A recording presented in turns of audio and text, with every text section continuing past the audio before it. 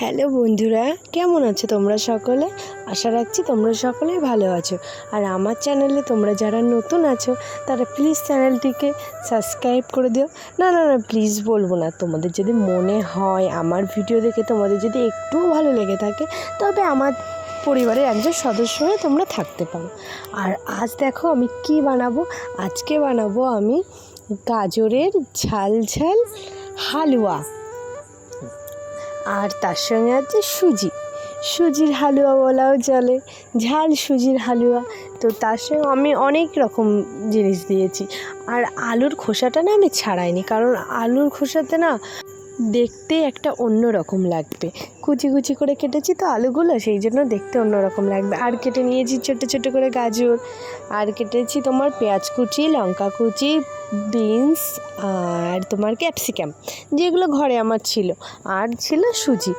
যারা চাইছো বাদাম দেবে তারা বাদামও দিতে পারো, যারা তোমার নামানোর পরে ভাজা দেবে তারা ভাজাও দিতে পারো, সস দিতে পারো, যে যে এরকমভাবে খাবে সে সেইভাবেই দিতে পারো। আমার কাছে এইটুকু জিনিস ছিল, সেই জন্য আমি এই কয়েকটা জিনিস দিয়েই বানিয়ে ফেললাম।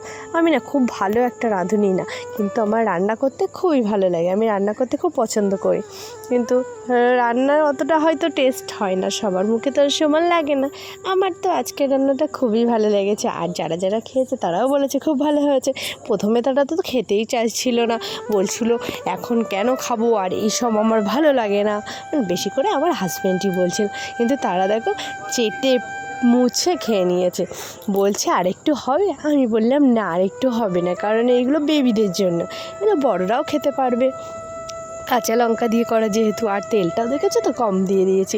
আমি একে একে সবগুলো ভেজে নিলাম ভালো করে, তাতে দিয়ে দিলাম নুন, হলুদ, চিনি, আর ভালো করে ভেজে নিয়ে আমি সুজিটাও দিয়ে দিলাম। দিয়ে যে যতটা খাবে সেই পরিমাণ মতো সুজি দিলেই হবে, বেশি দিলে আবার মানে নষ্ট করে লাভ নেই। তো যেমন লোক থাকবে তেমন দিলেই হবে।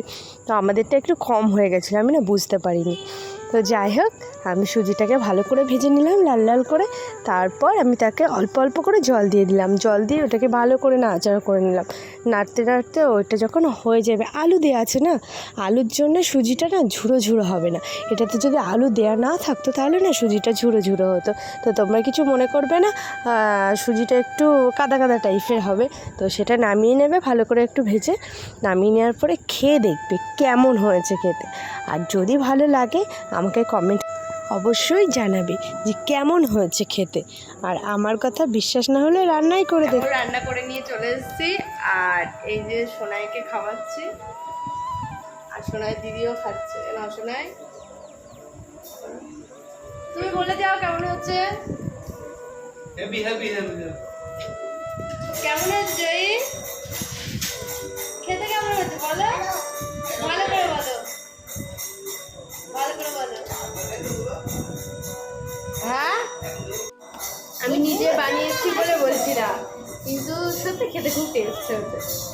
খাচ্ছি তো বুঝতে পারছি, ঝাল সুজির হালুয়া।